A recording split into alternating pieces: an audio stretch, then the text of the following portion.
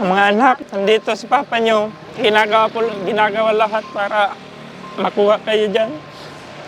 Makauwi kayo dito sa Bicol. Pupuntahan ko po sana doon. Talaga po, binabantaan ko. Papatayin daw po ako pag pumunta ko doon.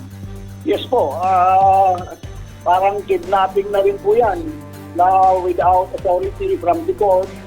Ginawa nila tong mga anak, wala silang doon. Ang responsibility po ay nasa ama. So totoo ba na nagmamalimos itong mga bata? Kailangan daw tulong ng mga bata. Kailangan na daw kong kunin doon kasi labi-labi ito po. Makakasuhan po itong mga kamag-anak nila kung talagang merong ebidensya na inaabuso nila itong mga minor na edad.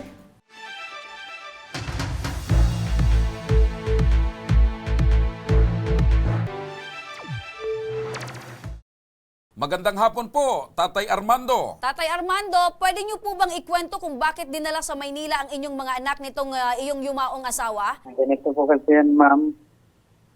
Yung asawa ko po dati, tatlo ko po sumama po sa sa ibang lalaki po.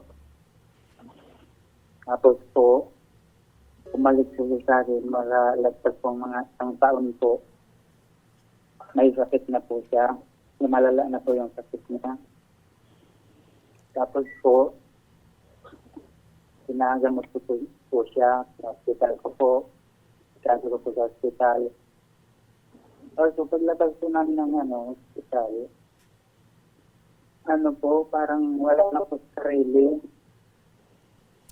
Pinagmumura po kami kung ano po sinasabi. Wala po sarili. Ang ginawa ko po, ma'am, pinalo ko po. Kasi po nananakit na eh.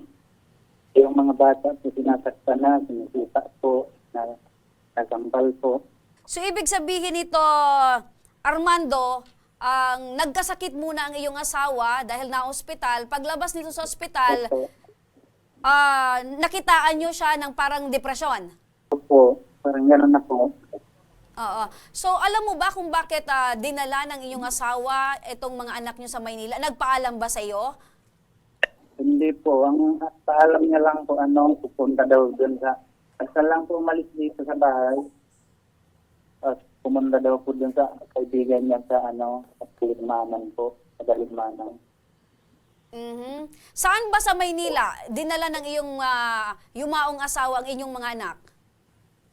Doon po man sa sa Marikina po, sa Tumanan. Meron ka bang maling nagawa? Bakit ayaw ito sa iyong ibalik? Ano ba yung sitwasyon ngayon? Wala naman po, ma'am. Alam mo po, wala eh. Okay. Tatay Armando, sinubukan nyo na po bang kunin yung mga bata? Nabantaan po ako na huwag daw po akong pumunta doon kasi papatayin po ako.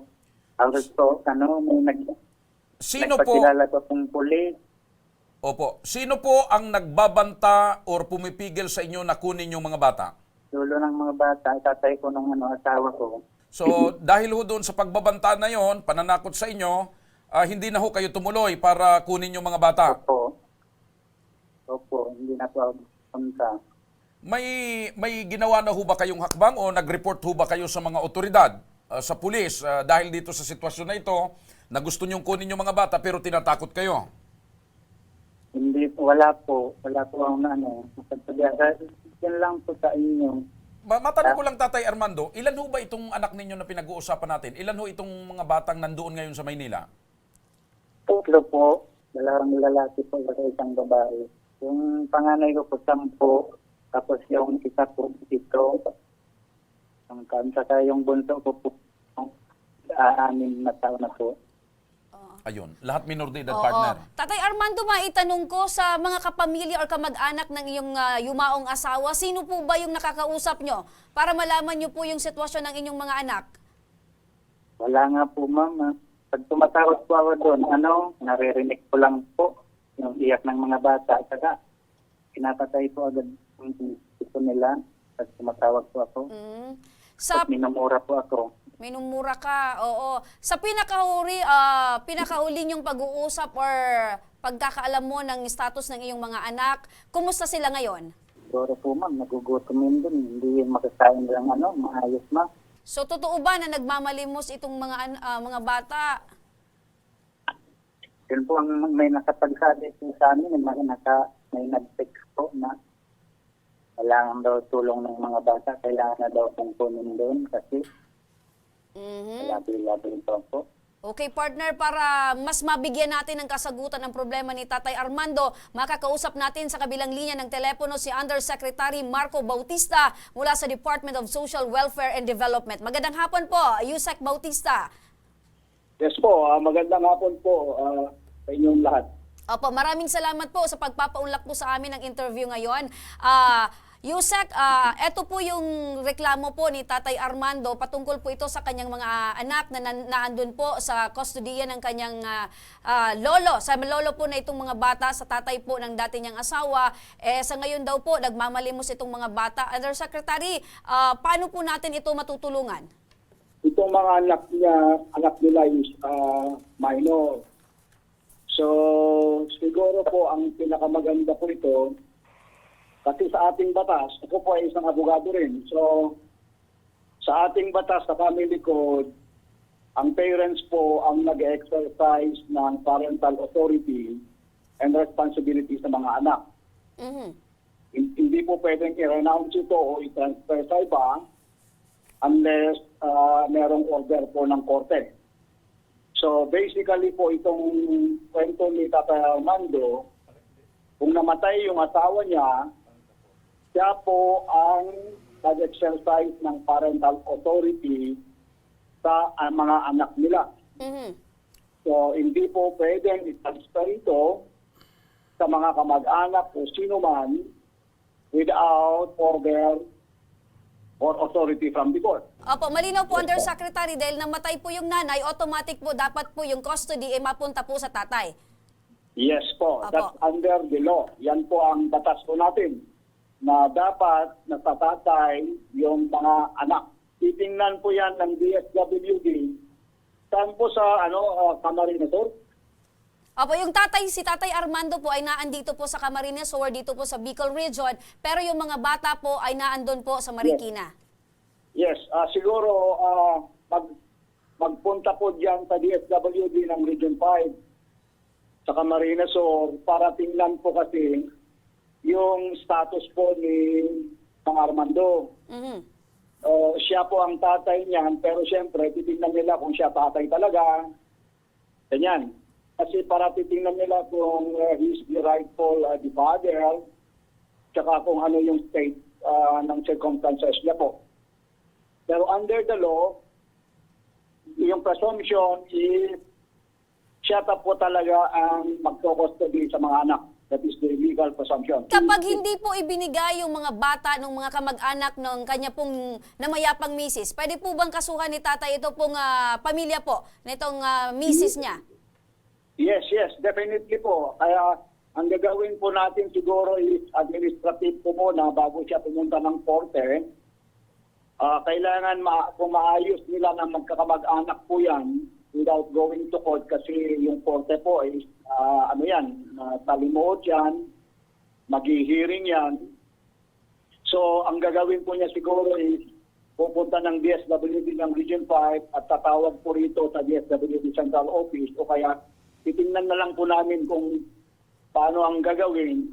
Ang Undersecretary, dahil po ilang beses na daw po gustong kunin itong si Tatay Armando, itong mga bata doon po sa lolo or pamilya po ng kanyang yumaong misis, pero ayaw po na ibigay sa kanya. Ito po ba ay may nilabag po sa batas, itong pamilya po ng dating asawa ni Armando? Yes po, parang kidnapping na rin po yan na without authority from the court, kinuha nila tong mga anak, wala silang doon. Ang responsibility po ay nasa ama. Opo. So kailangan po makuha po ni Mang Armando yung custody sa mga anak. Yusek, nabanggit po ni Tatay Mando kanina na yung mga anak niya na minor de edad, 3 po, ay ginagawang tagalimos o nagpapalimos dyan sa Marikina.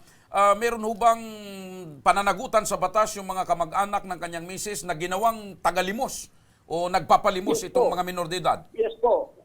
Makakasuhan po itong mga kamag-anak nila kung talagang merong ebidensya na inaabuso nila itong mga minor na edad. Very serious offense po ito. Pero yun nga, siguro titingnan ng DSWD yan.